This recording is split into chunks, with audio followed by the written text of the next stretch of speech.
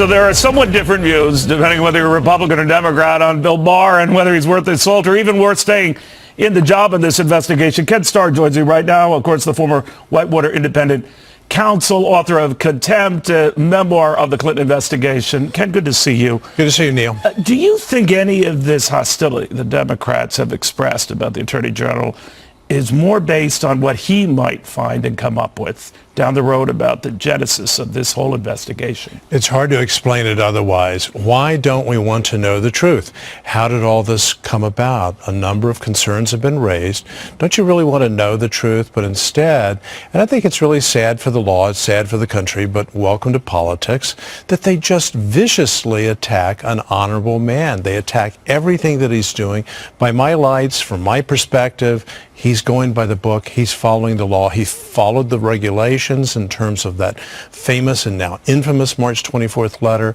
That did exactly what he was supposed to do. And not even Bob Mueller, whining as he did in retrospect about it, was willing to say, you know, Bill, with all due respect, that was inaccurate. It wasn't inaccurate.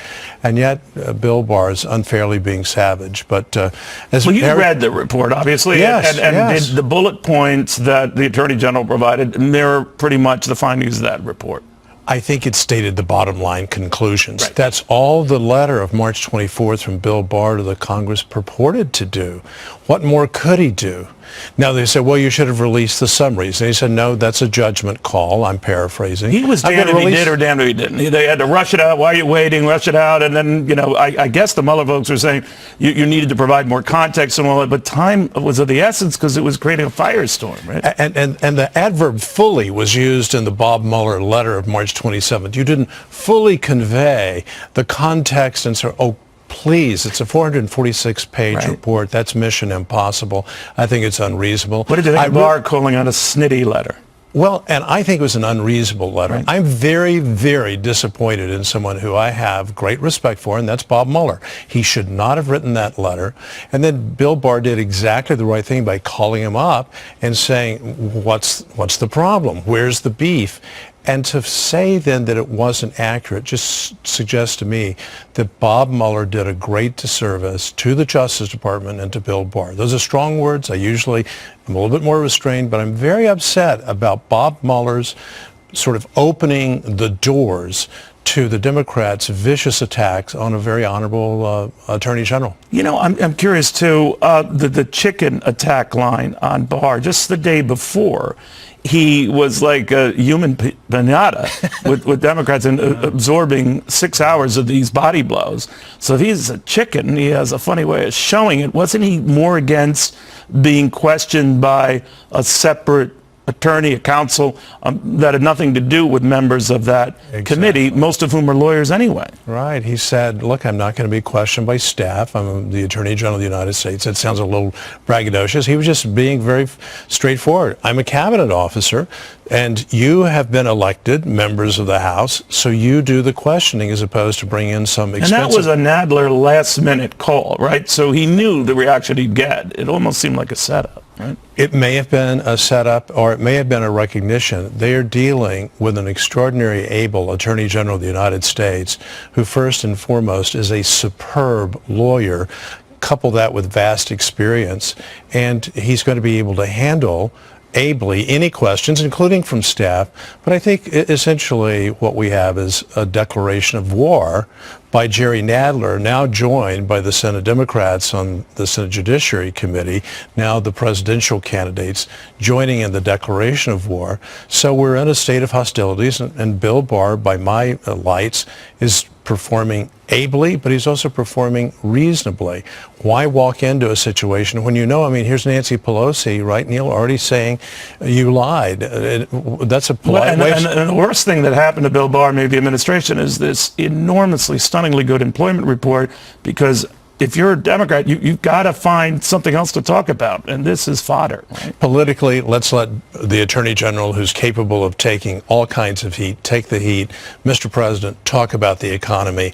Let Bill Barr handle this investigation on all fronts. But do you worry, even though you rightly are, Republicans have argued, let's have an investigation, as to have this investigation started, that Americans polled on this subject, and you can go any poll, they say, enough, enough. Doesn't matter. This doesn't matter because we need to know the truth. We have been through these 2 years of uncertainty. Some would say we've been 22 months of hell. We've got to find out how did all this begin. You know, you shall know the truth. All right, Ken, thank you very much. Ken Starr. James Comey, talking about his firing from the FBI tonight, says he sees potential obstruction of justice by the president, but also says all Americans should be gratified by the no collusion conclusion. Let's bring in Fox News senior political analyst Brit Hume for reaction.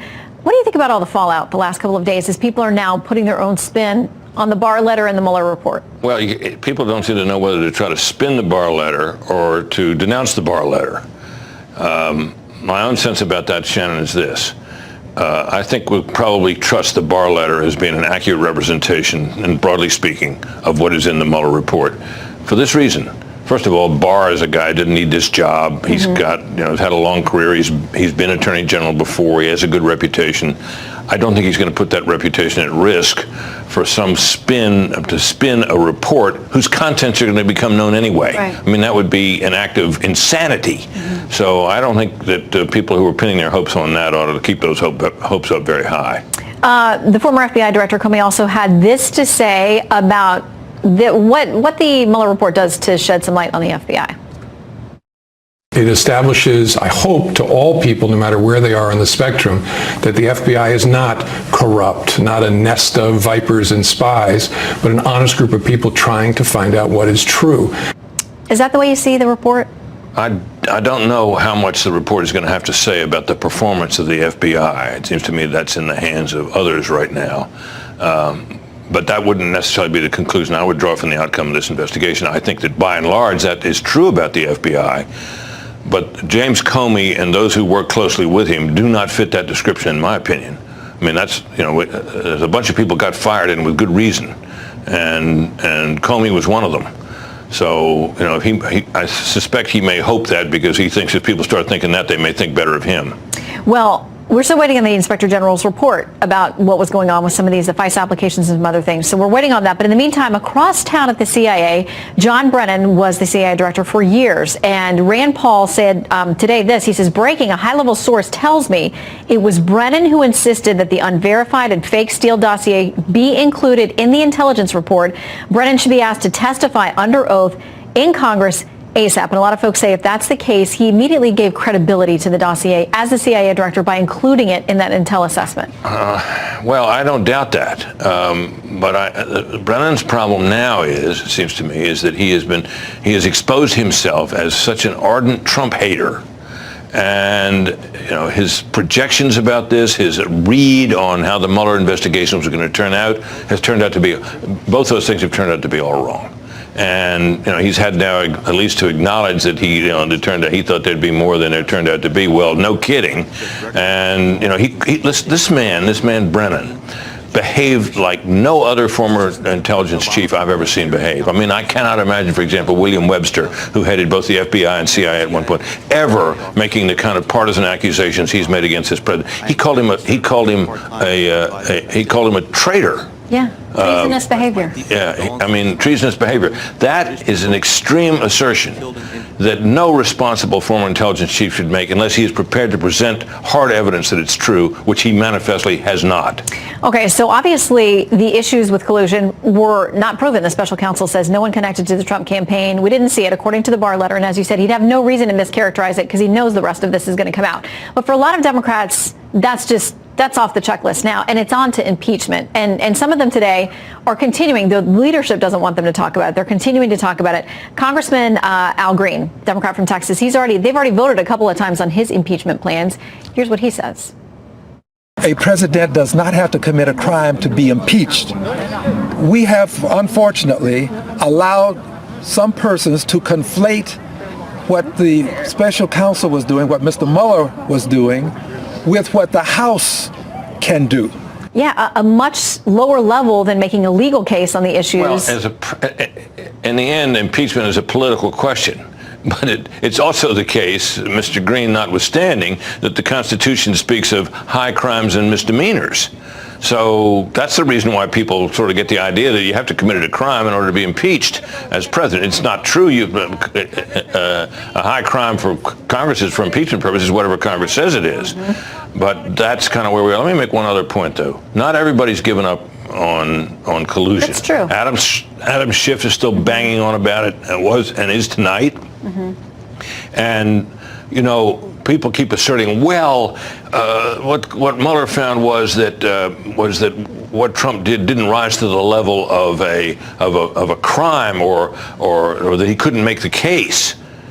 That's not exactly what the summary said. The summary said he didn't find any collusion. He didn't say any criminal collusion or anything else. It said no collusion. And there's a quote from the Mueller report: did not find cooperation, collaboration between Trump. Despite repeated attempts. Despite, yes, From and it went on to people say on the Russian side. that the Russians had tried to seduce the Trump campaign and failed. So that's pretty definitive. That doesn't mean the search for other possible trouble for the president will end here. So that's the next chapter that we go into. In the meantime, Britt, always great to have you. Thanks, Shannon. Glad to be here.